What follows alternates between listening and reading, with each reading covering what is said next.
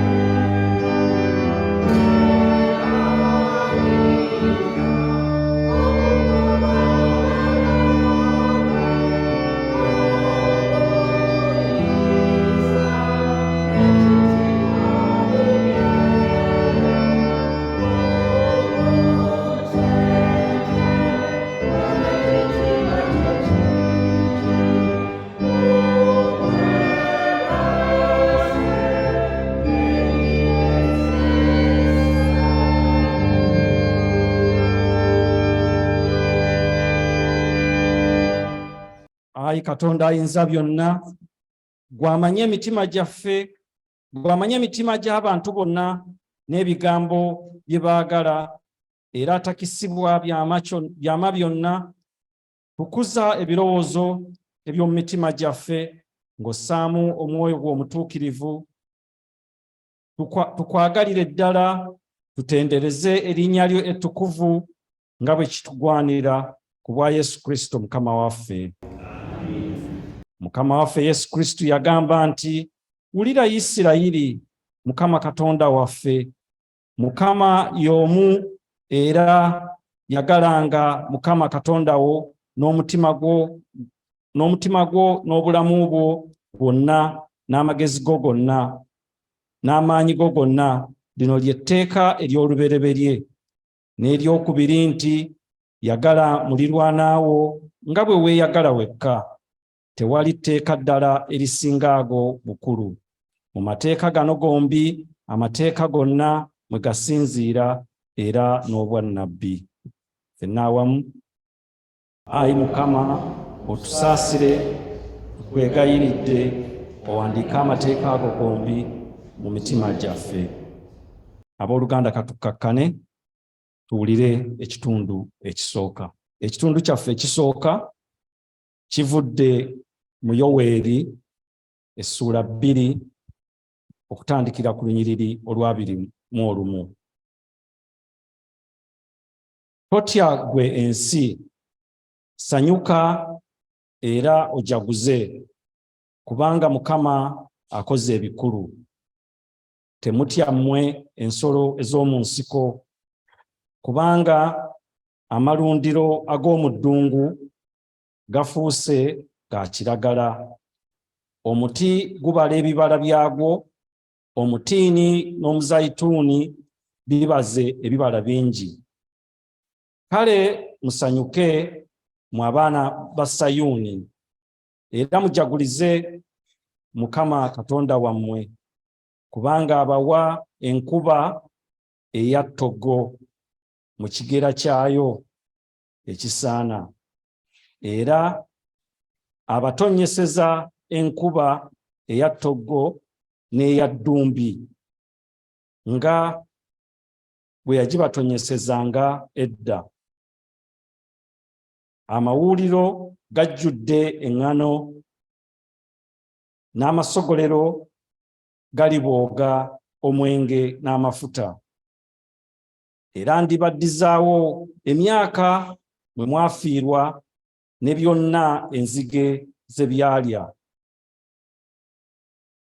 Kalusejjera ne kacaca n'akawuka bye kaalya, ejje eddene lye lisindika okulumba, kale munaalyanga bingi nnyo, ne mukkuta ne mutendereza erinnya lya Mukama Katonda wammwe abakoledde eby'ekitalo. Abantu bange tebaliddayo nate kuswazibwa. Mulimanya nga ndi wakati mu mmwe Isirayiri, era nga ndi Mukama Katonda wammwe, so tewali mulala. Abantu bange tebaliddayo nate kuswazibwa.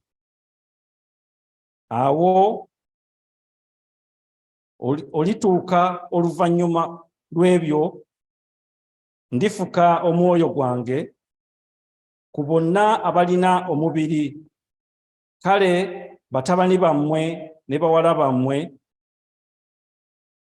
baliragula, abakadde bammwe baliroota ebirooto, abalenzi bammwe baliraba okwolesebwa. Ku baddu n'abazaana bammwe mu nnaku ezo, nabo ndibafukako omwoyo gwange, era ndyolesa eby'ekitalo mu ggulu ne mu nsi, omusaayi n'omuliro n'empagi ez'omukka. Enjuba erifuuka kizikiza, n'omwezi gulifuuka omusaayi. Olunaku lwa Mukama olukulu era olw'entiisa nga terunnatuuka. Awo olituuka buli alisaba erinnya lya Mukama alirokola. Kubanga ku lusozi Sayuuni ne ku Yerusaalemi walibaawo abo abaliwona nga Mukama bwe yayogera, era baliwonawo mu bulamu, oba baliwonawo mulibaamu abo Mukama baayita. Ekitundu kyaffe ekisooka kikomyawo. Ekitundu kyaffe ekyokubiri kivudde mu bikolwa by'abatume ssuula ey'okubiri n'okutandikira ku nnyiriri ow'e-14. Naye Peetero bwe yayimirira ne bali 11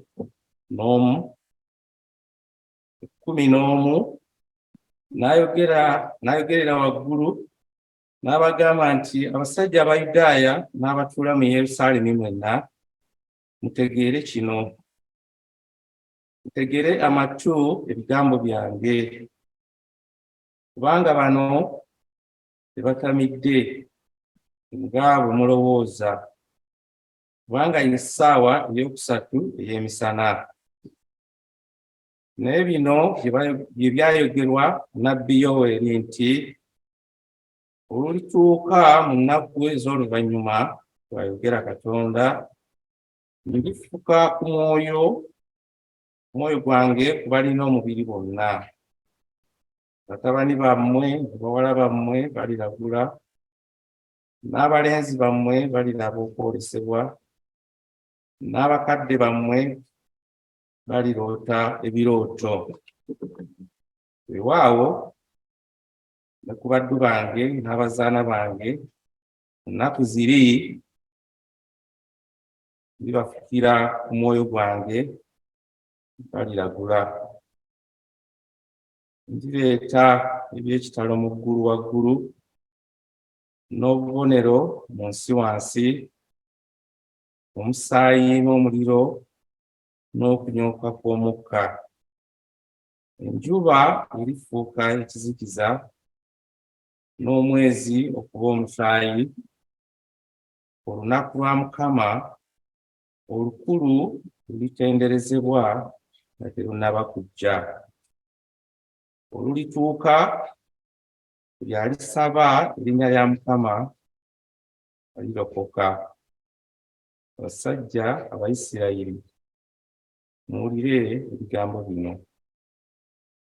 Yesu Omunnazaaleesi, omuntu eyabalagibwa Katonda mu bigambo eby'amaanyi n'ebyamagero n'obubonero, Katonda bwe yamukozanga wakati mu mmwe, nga mmwe bwe mumanyi.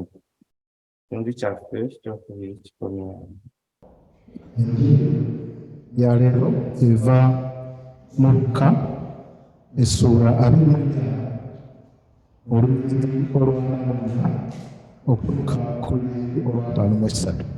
N'agamba nti, bino bigambo byange bye nababuulira nga nkyali nammwe, bwe kigwanira byonna okutuukirizibwa ebyampandiikibwako mu mateeka ga Musa ne mu bannabbi ne mu Zabbuli, n'alyoka abikkula amagezi gaabwe bategeere ebyawandiikibwa.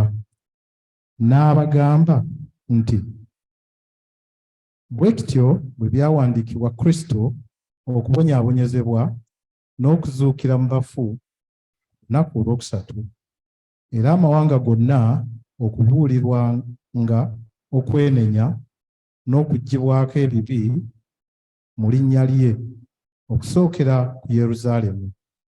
Mmwe bajulirwa b'ebyo, era laba mbaweereza mmwe okusuubiza kwa Kitange, naye mubeere mu kibuga okutuusa lwe mulyambazibwa amaanyi agava waggulu.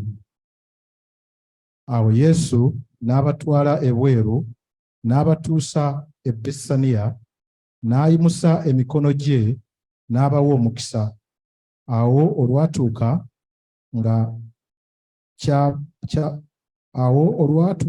nga akyabawa omukisa, n'abawukanako n'atwalibwa mu ggulu. Nabo ne bamusinza, ne bakomawo e Yerusaalemi n'essanyu lingi, era ne babeeranga mu yeekaalu bulijjo nga beebaza Katonda.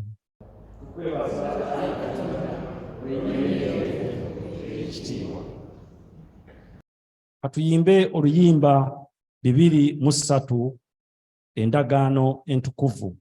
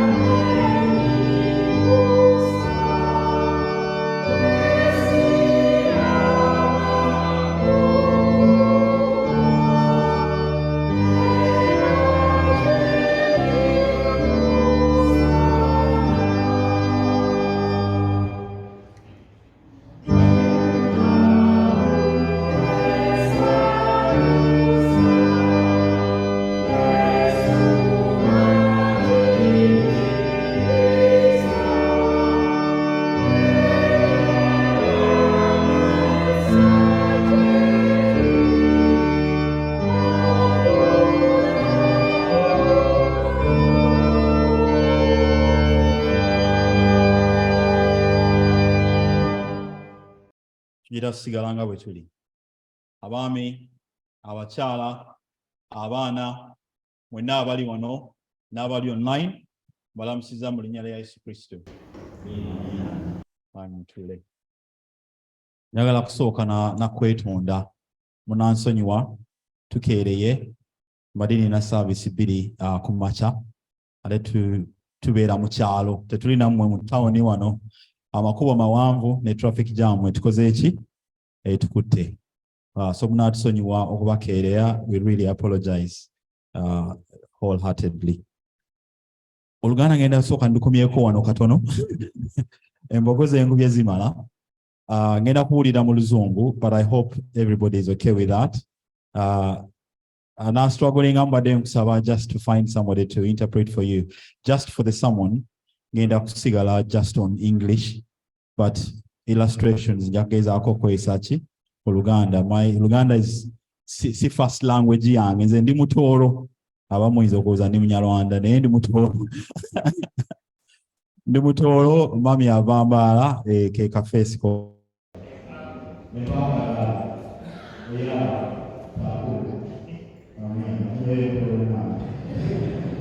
Kari, first of all, I'm really glad, especially on this occasion of this Ugandan family celebrating 16 years of existence. I hope I'm right. It is such a privilege to be invited to read the psalm, and we could not have chosen a better day to celebrate this occasion. On the day of Pentecost, when Jesus, his promised Holy Spirit was poured upon his followers and the church was born. So as we celebrate the birth of the church, we celebrate God's goodness in this place for 16 years. Amen? Amen. Now, I can't remember how many times I've been here, but I've been here enough to say, Sichali Mugenyi, I'm part of this family. And so,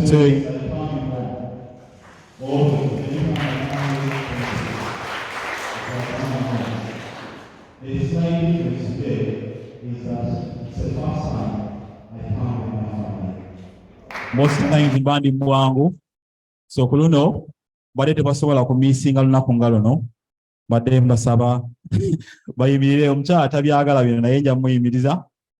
Nze ne mukyala wange Liz Mirida. Our firstborn Luke. Baje batule maso.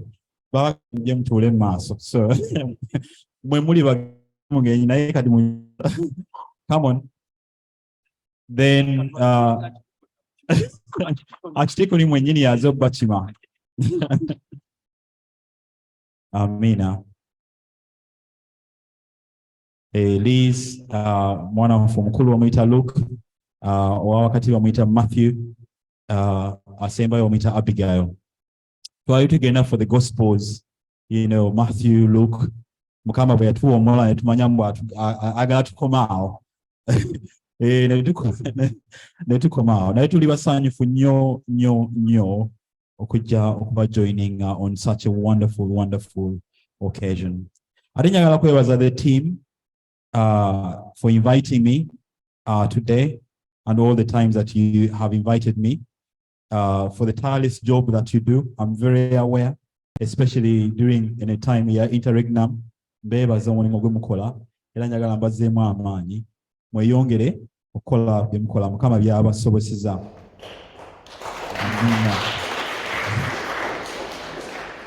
Waliwo ba pioneers wano nga mwati Kkanisa wetandikira nga wemuli leero.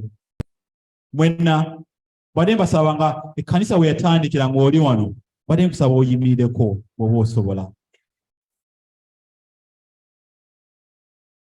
Abasigadde nga tutudde wase tubawa obugalo obw'amaanyi. Mbebaza.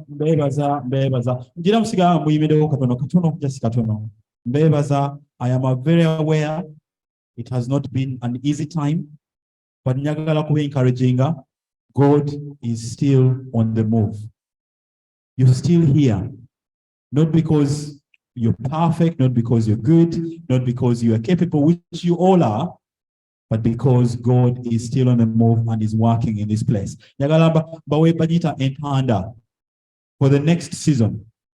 Isaiah 43:19. When you look back 16 years from now, 16 years back, look back with thankfulness. Okay? But now as we look forward, I want to encourage you. Mukama is saying to us, see, now I am doing a new thing. Now it springs up. Do you perceive it? Isaiah 43:19. As we go into this next phase, God is moving. He's asking you, see, I'm doing a new thing. Now it springs up. Do you perceive it? Amina. Please don't give up. Keep going. Amen. Amen. So, for the rest of us, njagala kuba encouraging with the word waiting. Waiting. If you forget anything today, remember that word. Waiting.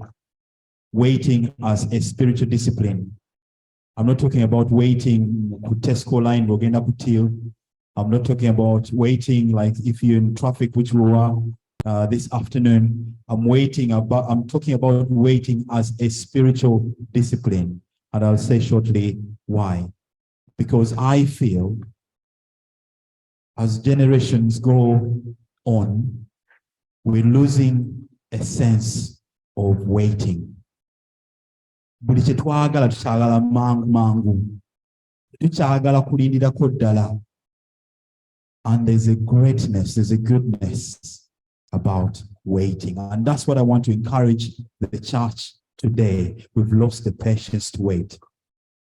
If we want to see God moving in incredible ways in this place, He's saying, wait. Wait on the Holy Spirit. Wait on me.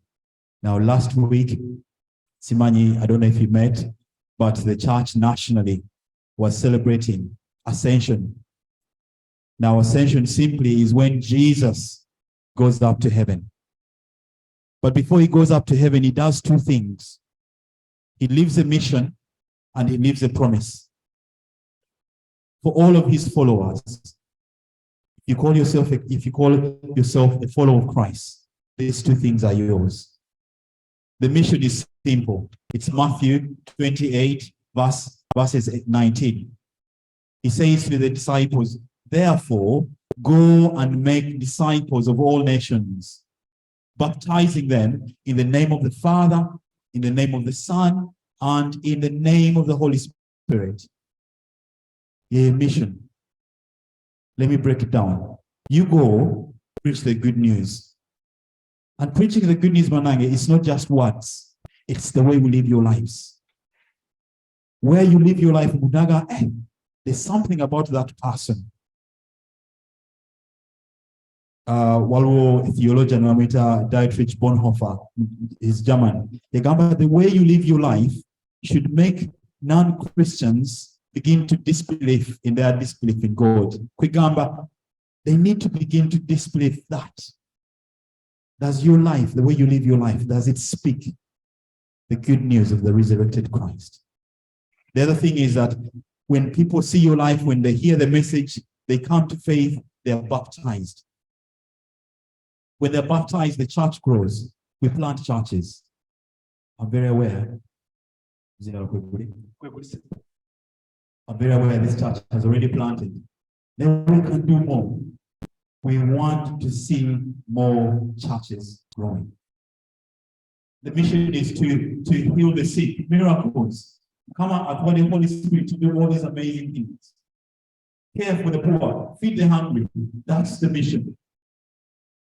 Before you ascend him. But then he said, before you do all of that, wait. Because at money on our own, we cannot do all of these things. However good we are, which is what I was encouraging the team. However good we are, we cannot. Remember when I started days, plans, events, on our own, we cannot do it. We can't actually. We only join in what God is doing. Okay, so now, before you do any of that, now Acts 1:8, you will receive power when the Holy Spirit comes on you, and you will be my witnesses in Jerusalem, in all of Judea, in all of Samaria, and to all the ends of the world. All the ends of the world. Many parish boundary, but for us, that's what the ends of the world mean. And that we have representatives from this church who are all in these different areas. So Jesus gives us this mission, he gives us this promise, and he says, wait. Sometimes I feel he's giving us that promise today, whether we would have been patient enough waiting for the Holy Spirit. I feel like we would have been in the heart to say, you know what?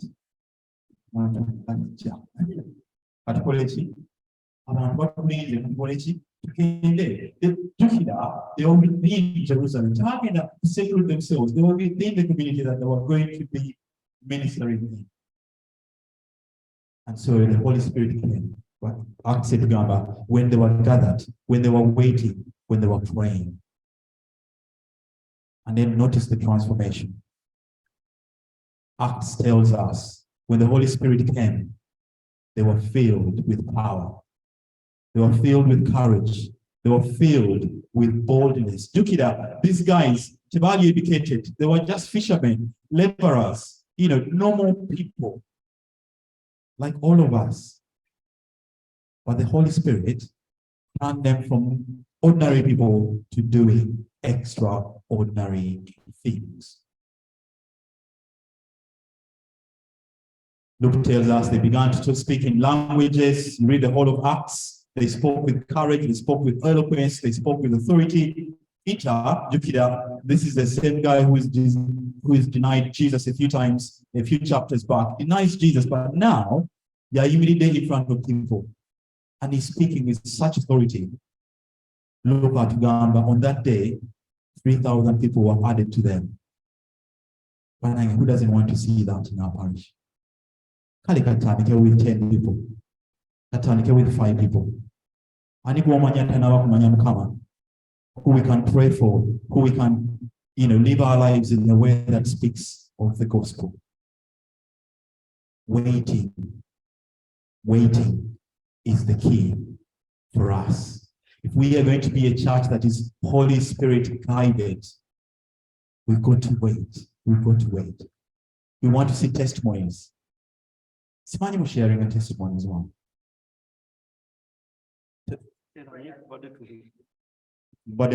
That's fine. But as we continue to meet, to create opportunities for testimony.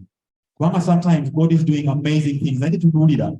We want to hear these things. So that's the brother or sister, actually a bit unsure. Now, I minister to my neighbor. There's a conviction. There's an urge. There's a call. Pentecost is an invitation to all of us. Carry on this mission. And here's the good news for all of us. Bible to Gamba, that same spirit that brought Jesus back to life lives in us. Romans 8 verse 1. The Spirit of God who raised Jesus from the dead lives in us. See, God has never stopped moving. He is still working. His kingdom is advancing. The mission remains. The promise is true. Kumacha, I was sharing part of this message with my church. Bade bagamba, anyamanye ebugolobe. Oli ogenzeko ebugolobe. Show of hands, you've been. Anyali agenzeko mu Bugolobe Church of Uganda. At the Church of the Resurrection. But if you're ever in Kampala, I would encourage you to visit. Zenakulira Bugolobe. That is my home church. Nchala how I visit. Naye Bugolobe yatandika in 1988. Twali mu how do they call it? Ekiwempe. Katujite ekyo. Twali mu Kiwempe. 1988. Twali mu Kiwempe. Very few of us. That's why I was asking for pioneers. So when I think about pioneers, congregation, not servers. You know, Uganda, Waako, toyina option. We don't get a Kkanisa. But say, pioneers, twali mu Kiwempe. Now, Olawa Bugolobe, Edinga Cathedral. And it's not just about the building, it's people. 300-500 people meeting. Missions all over Bugolobe, transforming that community through the power of the Holy Spirit. Now, I share that story because sometimes it's very easy to read Acts. The two roads that you know, then it's not happening today, it's still happening. We're here 16 years later because the Holy Spirit has willed and is giving us power and authority to continue to do His will in this place. With a story just to help drive the point home. Now, I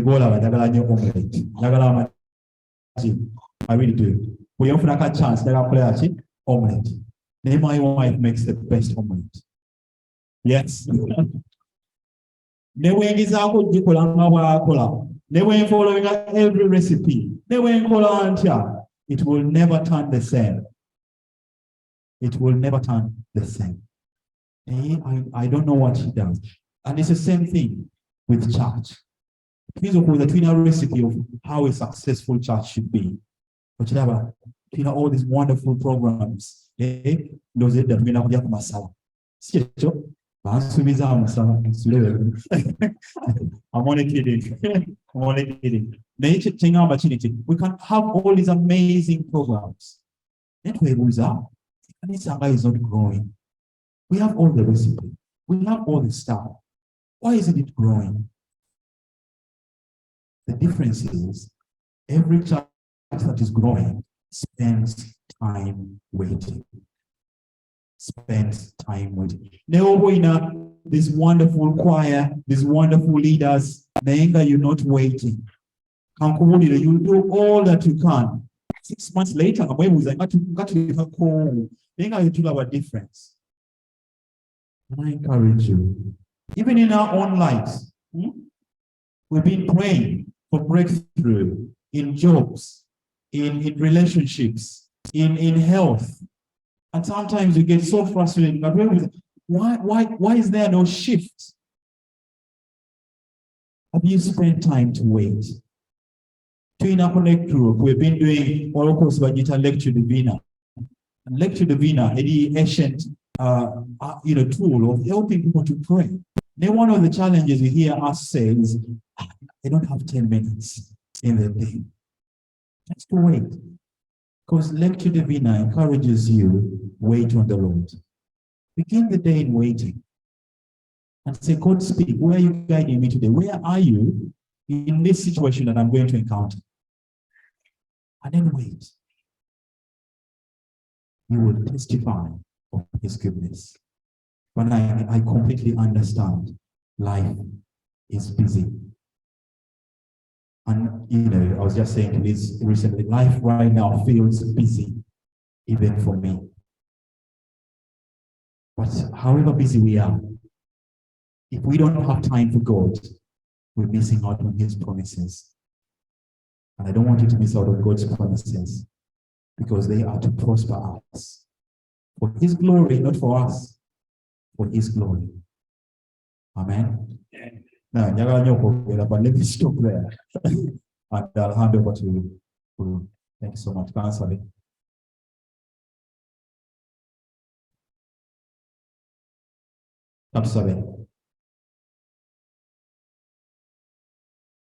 Father, we thank you for this church, for this Luganda church, for the 16 years of your provision.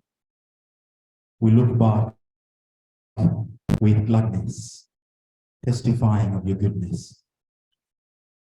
But also we look ahead, trusting and holding on to your promises. Father, may you fill each and every person in this place, young and old, those online, with your Holy Spirit. May they be on fire for you. May they be in love with you. And may they be in love with your people. And may you send us out for your kingdom in this place. In Jesus' name. Amen. Revd Waako tusiimye nnyo, tusiimidde ddala. Abooluganda katukulokoke twatule enzikiriza.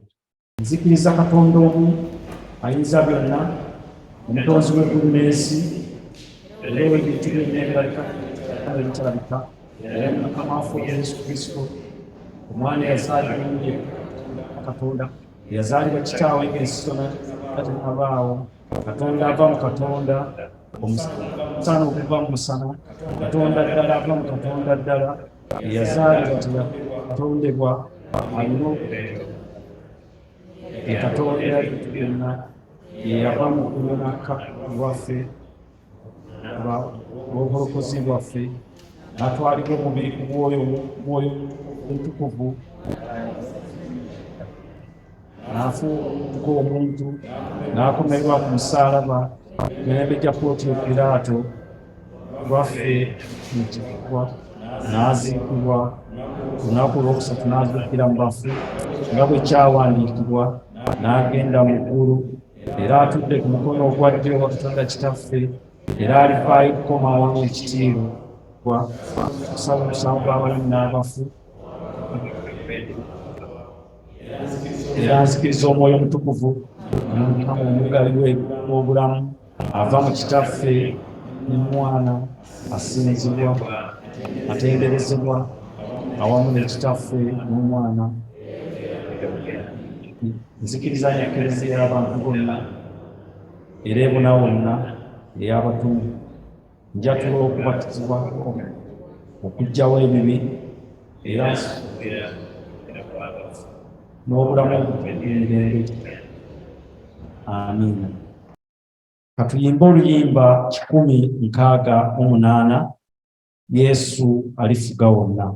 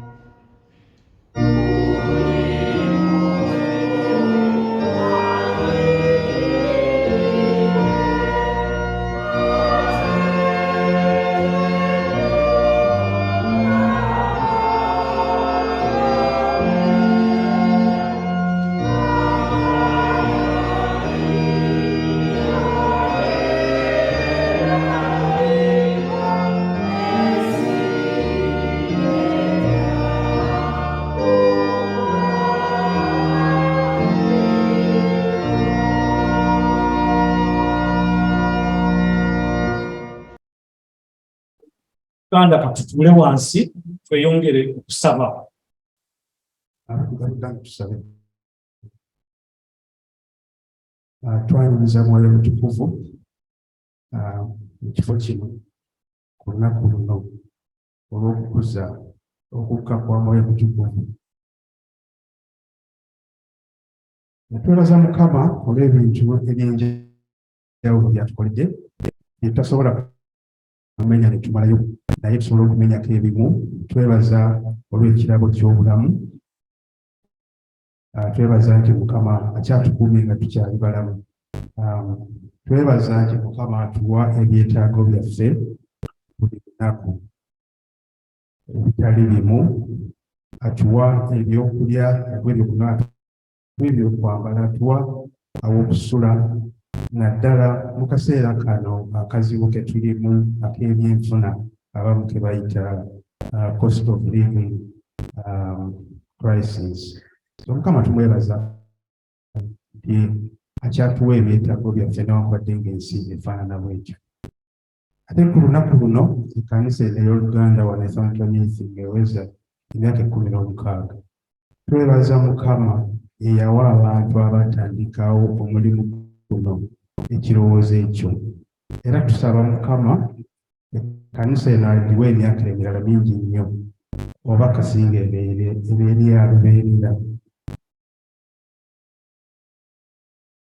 Twebaza ku lw'abo bonna abalina bye bakoze okutegeka okusaba kwa leero, abategese ebyokulya,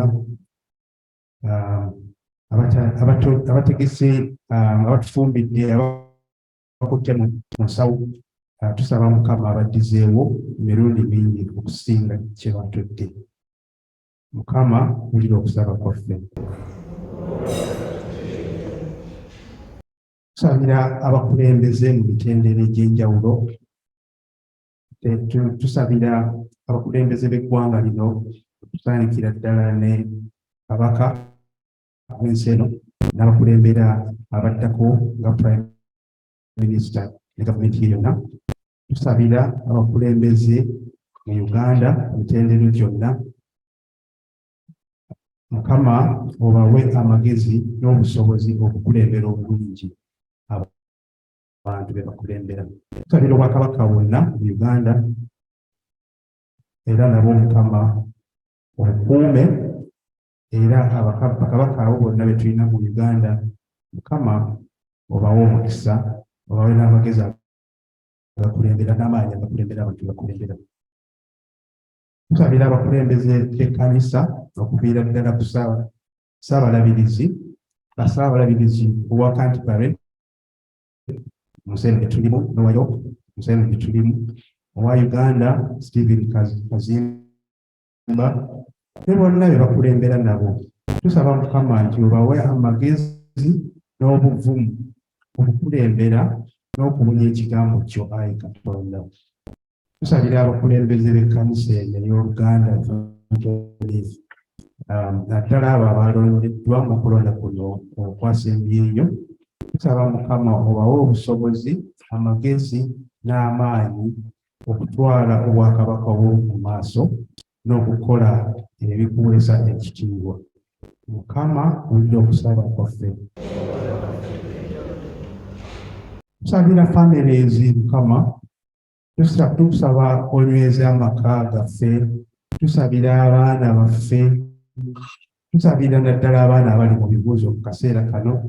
Tusaba nti baba nga bagenza okutuula ebibuuzo ebyo, Mukama bajjukire ebyo bye bayize ttaamu eno eyise, ate bajjukire n'ebyo bye betegekera bibadde bayizinga okubuuzibwako.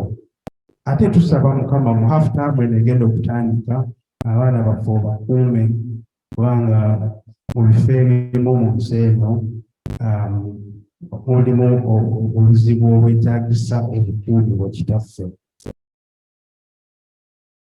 Tusabira abalwadde muffe, abalumizibwa mu ngeri ez'enjawulo, tubasabira Mukama obasuuse. Tusabira abafiiriddwa, Mukama tukusaba obawulidde, ate mu kiseera kye kimu nga twebaza olw'obulamu wadde abagenzi ku nsi kuno ne byonna byonna Mukama byobasobozesezza okukola. Jjukire nti Mukama yagaba ate yaggyawo. Mukama wulira okusaba kwaffe. Ate Mukama bwe tuba mu kitundu kino olwaleero akawungeezi kali otusaba otutambuze bulungi nga tuddayo eka ate otukulembere mu ebyo byonna byonna bye tugenda okukola mu wiiki ejja n'ennaku ezisukkawo awo. Ebyo byonna byonna tubisabye nga tuyita mu linnya lya Yesu Kristo Mukama waffe. Oluyimba 297 etukuwa biva gy'oli 297.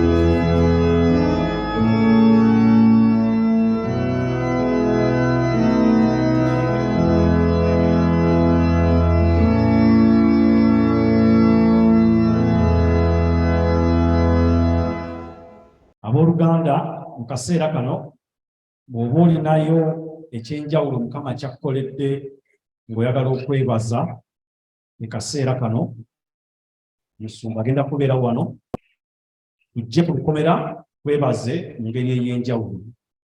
Mukama abawe omukisa nga tuyimba oluyimba oluddako 150 tukweyanza kitaffe.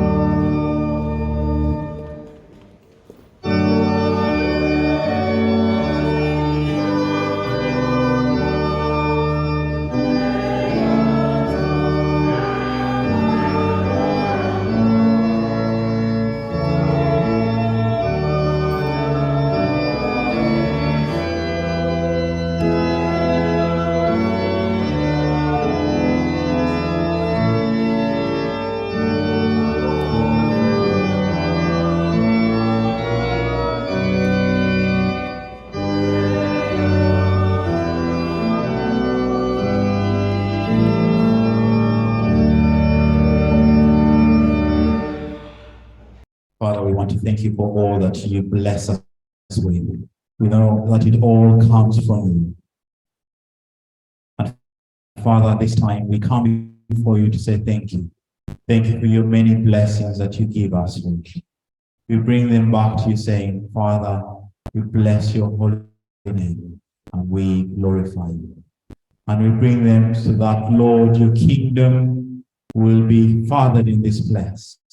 May you use these gifts of thanksgiving to bless your church, to bless each and every person that gives. Father, we thank you for a heart and the spirit of gratitude. And may you continue to keep that in our hearts. And so, Father, we want to thank you, praying all of this in the name of Almighty God, Father, Son, and Holy Spirit. In Jesus' name. Amen. Amen.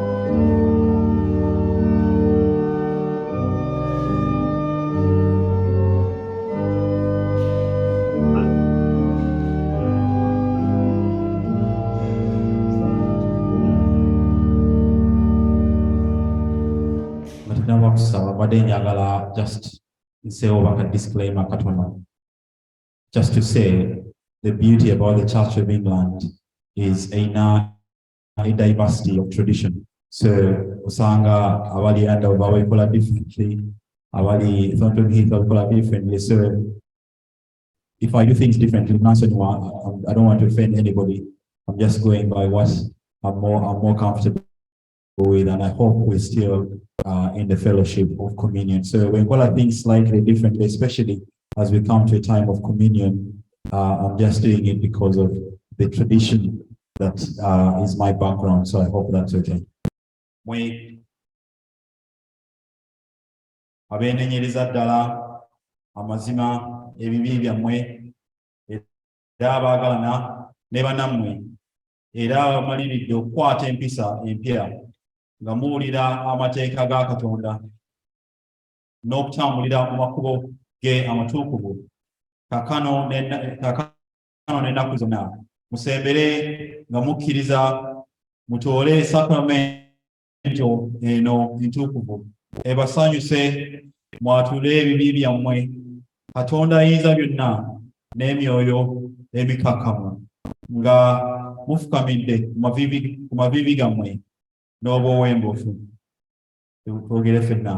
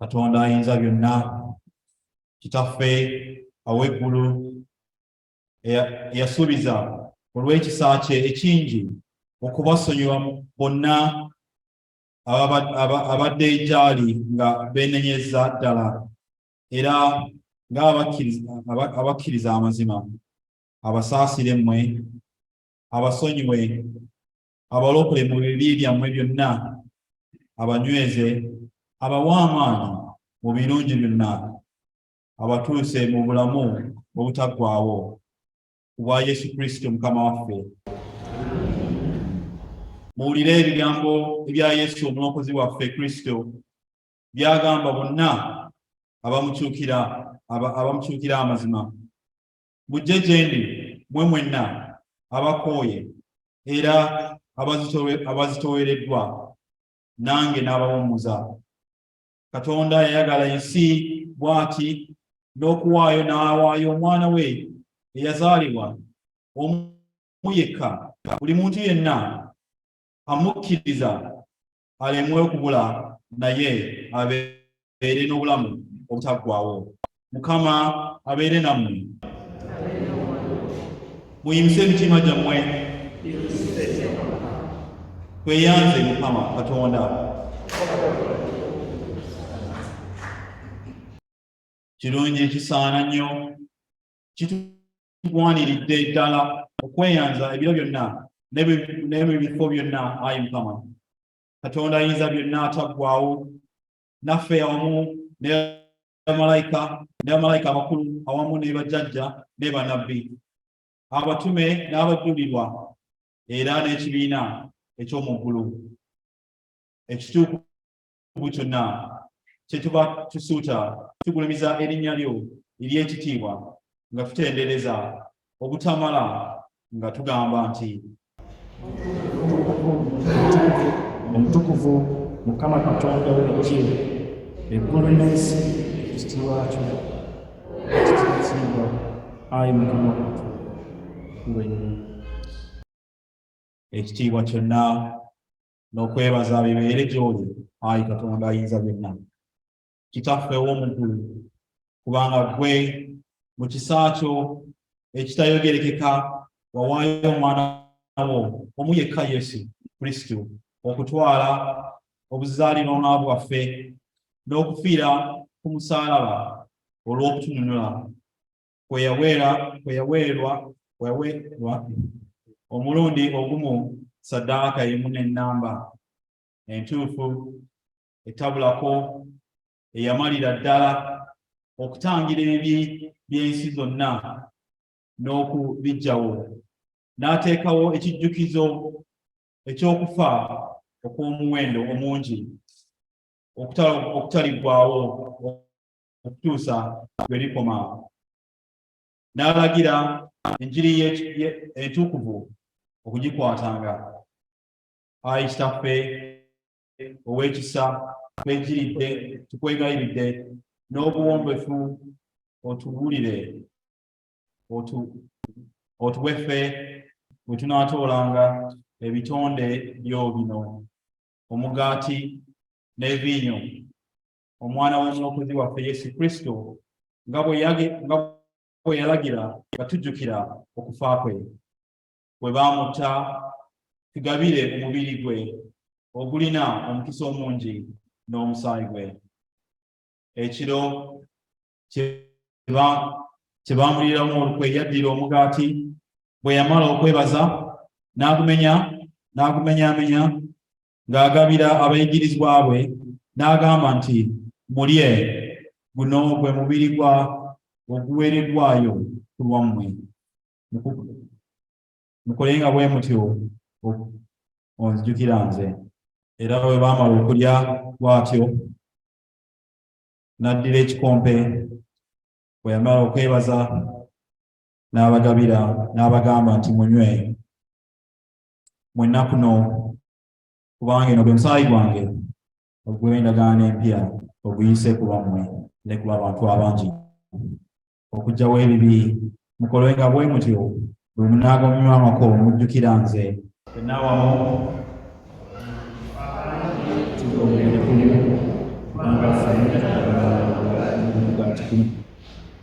emirembe gya Mukama waffe birenga nammwe bulijjo. Mumanyi tradition ya wano, so mwenna oba oli mukkiriza nga it is your tradition to receive, you're welcome to come and receive. Nga tugenda kubeera ne station spiri emu ya mugaati then wine. Naye nga oba it's not your tradition to receive, era you can still come. I would love to pray a prayer of blessing. Era oba abaana, if you receive, badde nsaba ojenga your hands are raised. Naye oba to receiving and oyagala just prayers, just keep your hands down and I'll say a prayer of blessing.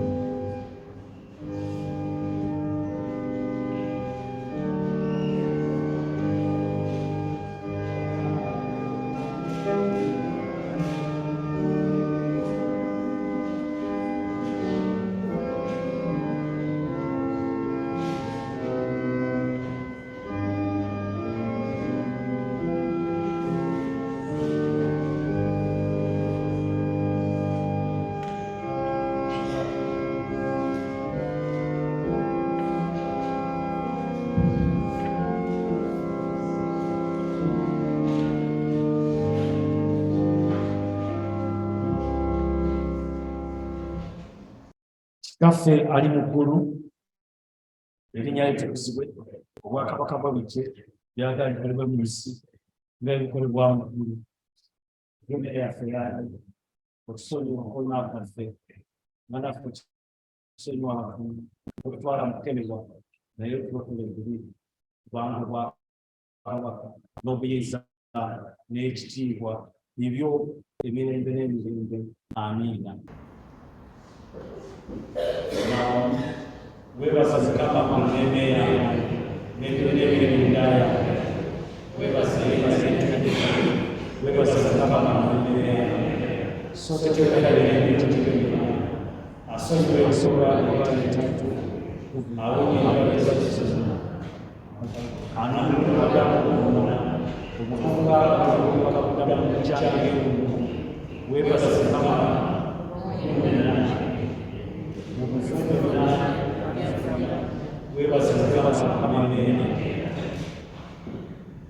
ekitiibwa kinene ekitaffe n'ery'Omwana n'ery'Omwoyo Omutukuvu nga bwe kyayogedde bwe kiri bwe kiriba emirembe n'emirembe. Amiina. Katonda ayinza byonna atafa, tukwebaliza ddala mu mazima kubanga okkiriza okutuliisa ffe abaweereddwa obulungi obubonero buno obutuukuvu n'emmere ey'omwoyo, gwe mubiri ogw'omuwendo mungi n'omusaayi ogw'omwana owo omulokozi waffe Yesu Kristo, era atutegeeza bw'otyo bw'otwagala bw'otulaba n'ekisa, era nga tuli bitundu ddala ebigattibwa mu mubiri ogw'omwoyo ogw'omwana wo, kyekibiina ekirina omukisa eky'abantu bonna abakkiriza, era nga tuli basika mu kusuubira eby'obwakabaka obw'obulungi bw'okufa n'omwana w'omwagalwa n'obuwombeefu, Ayi Kitaffe ow'omu ggulu, okutubeerako bw'otyo n'ekisa kyo. Tunyiikire okubeera mu kukaanya okutukuvu, era tukole ebikolwa ebirungi byonna by'otuteekerateekera olw'omuwendo omungi, era tukwegalira mu buwombeefu obwa Yesu Kristo Mukama waffe, aweebwe namu naawe Omwoyo Omutukuvu ekitiibwa kyonna n'ettendo lyonna emirembe n'emirembe. Emirembe gya Katonda asinga okutegeera kyonna gikuume emitima gyammwe mu kumanya n'okwagala Katonda n'omwana we Yesu Kristo Mukama waffe, n'omukisa gwa Katonda ayinza byonna Kitaffe n'Omwana n'Omwoyo Omutukuvu gube ku mmwe, guleme okubavaako emirembe n'emirembe. Omusumba tweyanziza nnyo, tweyanzeege. Omusumba Mukama abadde wa kisa okuleetera Revd Waako mutoolo munnange, kuba nange nze Akiiki Luhikira Mahanga Omunyoro Mukiibi Ssabbiiti tweyanziza nnyo ssebo, tweyanzege. Bale ndagala nsembyeyo kino, tweyanziza nnyo ate mbeeyanza obugumiikiriza, nga bwe mbagambye Oluganda si first language, naye neeyanza okulaba nga ffenna tujoininga in. Ate for us it is a huge privilege. The moment we do the Kkanisa, we had to be here. Era omwatuwadde omukisa, we had to take this privilege. So tweyanza nnyo welcoming, making a part of the family, and I've always told this, you have to come and see for yourself. Naye akirabye. Amina. Tweyanzege. Mu kaseera kano kampe okukubiriza akakisa okwogerako naffe. Abakristaayo mwenna tubalamusizza nnyo, mwebale nnyo okutuuka mu ssama Kasana, ate n'okujja olwaleero okwebaza Mukama okutuuka ku myaka 16 okuva St Jude yatandikibwawo okusaba mu Luganda. Mwebale nnyo okujjumbira era mweyongere tulabe nti nga tuyimirirawo. Bwe mutabeerawo tetujja kubeerawo, bwe mubeerawo tujja kweyongera mu maaso.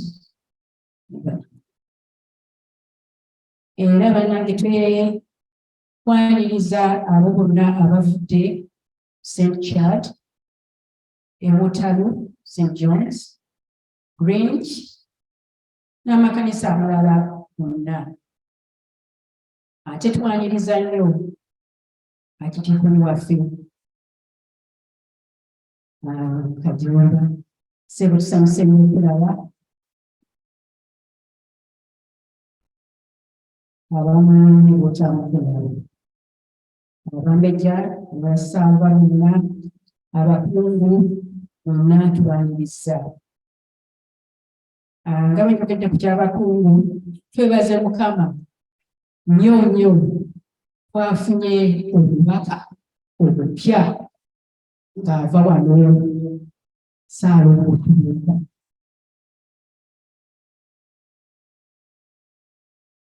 Naye tasobodde kubeerawo twegattako naffe akawungeezi k'olwaleero, naye asaba makya. Ate mbajjukiza mwenna bannange mufube nnyo okujjanga okusaba ku makya.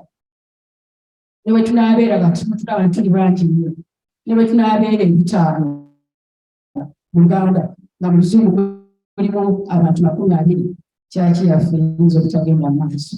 Ate si yaffe yokka, ne kyaki ez'endala. Era njagala n'okubakubiriza mwenna abavubuka n'abakyali abato abakyasobola okusoma Obubawule oba okusoma Revd, bannange mbasaba temukigayaalirira, kubanga kati tulina gaps. Kati Finsbury Park erinayo gap, nawano tulinawo gap. Ssebo Revd Samuel Waako, weebale nnyo, weebalire ddala. Tubadde tudde okusembera wano, weebale nnyo obulimu bw'okoze obulungi.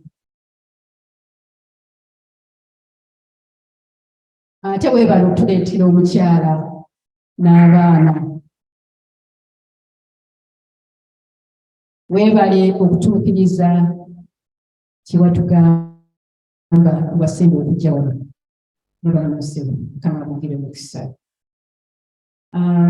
Tusaasira abo bonna abafiiridwa, omwo nga mwe muli munnasingo munnaffe William Nkata asabira Finsbury Park, yafiiriddwa maama we Emyaka, kale mumukubirayo kasimu. Tusaasira bonna abalina abalwadde wano, abali mu malwaliro, abalwadde Mukama abayambe bawone. Nammwe abalina abalwadde Uganda ne mu nsi endala, Mukama awulire okusaba kwammwe bawone.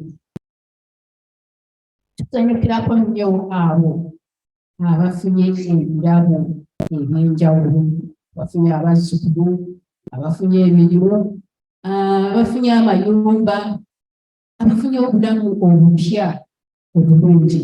Mukama yongere okubawa emikisa, ate mweyongere okumwebaza.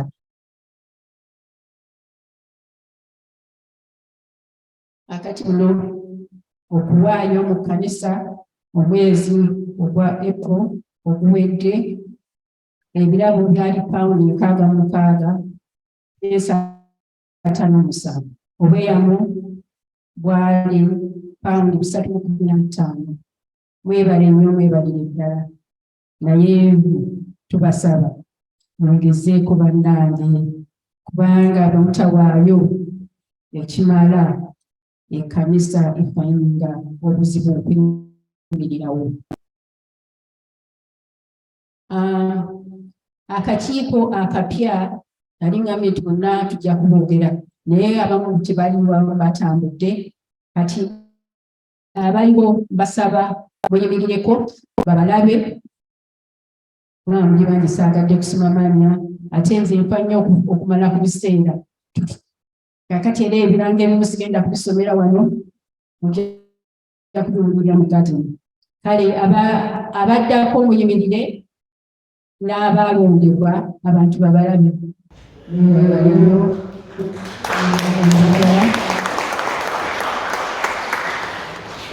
Mwebale okuweereza era mweyongere okuweereza community, okuweereza ne Katonda Omukama mwabalonda emikisa egitatera kulabika. Ate twebaza nnyo omwami n'omukyala Mutumba bwe baakyaza omukungu Janet Mukiibi, Ssaalongo ne Nnaalongo Kibuuka bwe bagenda okulaba nga Revd James ayingizibwa mu kyaki ye Gloucestershire. Mwebale nnyo, mwebalire ddala, temujangweko. Omumbejja Nakimu bwe yaweereza ebbaluwa, naye nali nasoma dda okwebaza kwe, ndowooza musobola okugiraba Busuulu oba ku musindagano. Mwebalire ddala.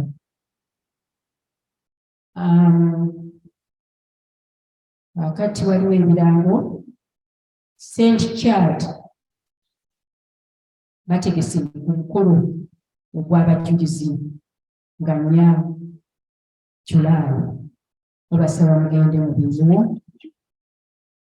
manya June, mugende mu biriwo mutendereze nabo. Era kyekimu n'ab'Omutalu nabo balina okujjukira abajulizi.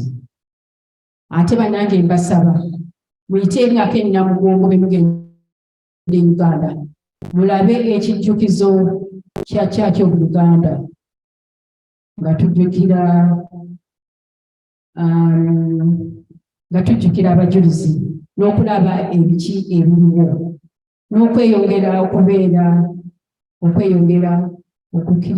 okukkiriza mu Katonda n'okumwebaza.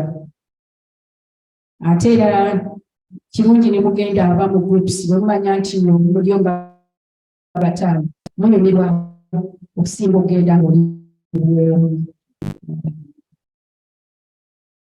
akati nga 18 June ejja kubeerayo Father's Day. Mwami Mutumba akulira abaami, abasabye abaami musigaleeko emabega, muteeseemu enkungu, nabo olunaku lunagenda. Ate nga 25 June wajja kubeerawo Vicar's Day. Mulabe emira ekkataza nga tumaze okusaba. Ate nga 24 Omwami Alex Mutyaba agenda okukakasibwa okubeera Revd mu Ssabbiiti Cathedral ssaawa 4. Naye mwenna abayita okubeerawo mu St Mark's ku lunaku olwo ku ssaawa 9 mujaguze nabo. Ate nga 2 July omubaka Kiyaga naye agenda okola ki, naye bagenda omuteekako okumukakasa nga Revd. Kale mwenna abaagala okugenda e Manchester musasulenga bukyala, mulabe omubuulizi waffe Vincent Mukiibi oba Mwami Kasasa naawe yimirirako abatakumanyi bakulabe. Waliwo abagenyi abasoose omulundi gwabwe okusooka okujja wano, muyimirireeko tubalirize.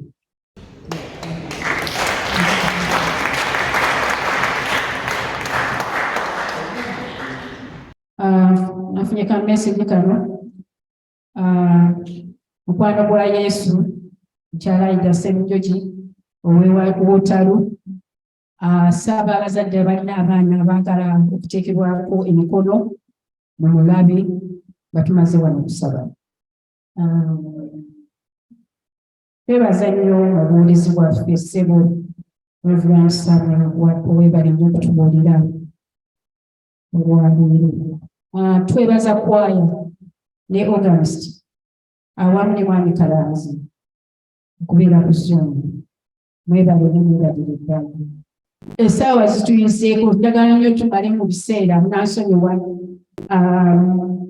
ababadde baagala okwogera wano munansonyiwa. Omukungu Kalungi ayinayo omukolo enkya, ajja musaba agwogereko nga tugenze mu gaati. Mwebale nnyo bannange, mwebalire ddala. Tuyisizaamu ekiseera akati ngenda kuyita aba birthday boys and girls bayimbiremu. Waliwo eyazaalibwa omwezi guno, temuba na nsonyi. Abamu tebafuna mukisa guno, bagufuna wano mu kyaki wokka bwe babayimbirako. Abamu tebabayimbira nga bato. Kale bannange, guno omukisa temugusobwa. Buli lunaku lubeera lwa njawulo. N'olwekyo bakuyitanga nnyabo ojjanga, kubanga kati obeera mulamu ate bw'oddayo oyinza okulwala. Kale ensonga lwaki tubayita happy birthday. Kale ssebo.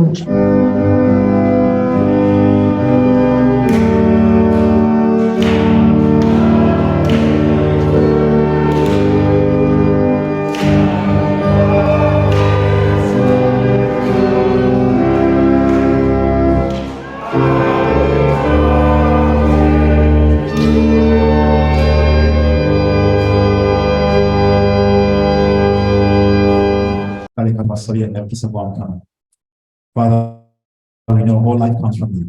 And so, Father, we bless you, we glorify you for these lovely sisters of ours. And so we thank you for another year.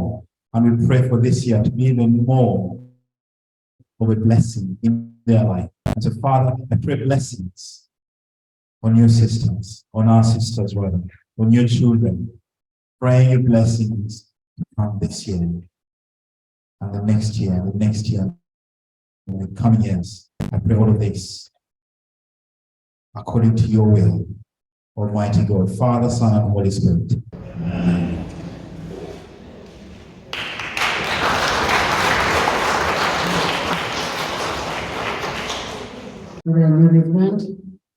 Bannange, nina okubeebaza ennyo abo abatodde mu nsawo zaabwe okutegeka olunaku luno olwaleero. Ba team leaders mwebale nnyo omulimu gwe mukoze. Buli muntu yenna alina kyakoze oba kitono oba kinene, mwebale nnyo okubanga mugendeeko mu enjoying kasana, mulye ne ku mukyomo gwe mubadde mulijjudde okulyako. Mukama abongere emikisa. Bwe muba muvudde wano mutambule bulungi olw'enkya mu enjoyi. Ate wiiki ejja ebabeerere bulungi. Mukole bulungi ku mirimu gyammwe, temuzanyisa mirimu, abamu tebagirina. Ale mu bannange, nyenyo Mukama abongere emikisa.